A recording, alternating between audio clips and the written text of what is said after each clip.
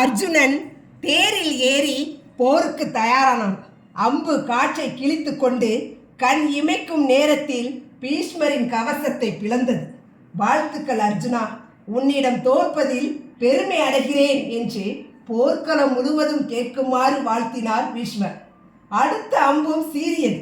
பீஷ்மரின் நெஞ்சுக்குட்டை பதம் பார்த்தது. மகிழ்ச்சி அர்ஜுனா, உனக்கு என் நன்றிகள். உன் குருக்களுக்கும் உன் தந்தைக்கும் நீ பெருமை சேர்த்து விட்டாய். வாழ்க உன் புகழ். பீஷ்மரை வீழ்த்திய உன் புகழ் இந்த உலகம் அழியும் வரை வாழட்டும் என்று ஆசி வழங்கினார்.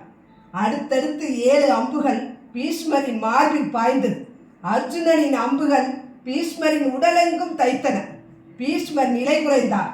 துரியோதனன் மாவீரனான பீஷ்மரின் உடல் அர்ஜுனனின் அம்புகளால் துளைக்கப்படுவதை கண்டு திகைத்து நின்றார். 33 கோடி தேவர்களும் ஸ்தம்பித்து நின்றனர். தேவர்கள் அனைவரும் ஒன்று சேர்ந்து தேரிலிருந்து பீஷ்மர் சாய்ந்த போது மலர் மழை பொழிந்தனர். தேரில் இருந்து சாய்ந்த பீஷ்மரை கண்ட அர்ஜுனன் மனம் நொந்தார். தன் கண்டிபத்தை கீழே போட்டான். காண்டிபத்தை கீழே போட்ட அடுத்த நிமிடமே போர்க்களமே அதிரும்படி, பிதாமகரே, என்ன காரியம் செய்தேன் நான்?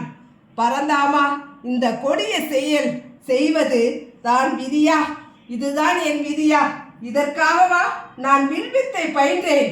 இத்தகைய கொடிய செயலை என்னை செய்ய வைப்பதுதான் உன் லீலைகளா? இதுதான் உன் தர்மமா என்று கதறி அழுதார். கிருஷ்ணரை கட்டி தழுவி அவர் மார்பில் சாய்ந்து ஆறுதல் தேடினான்.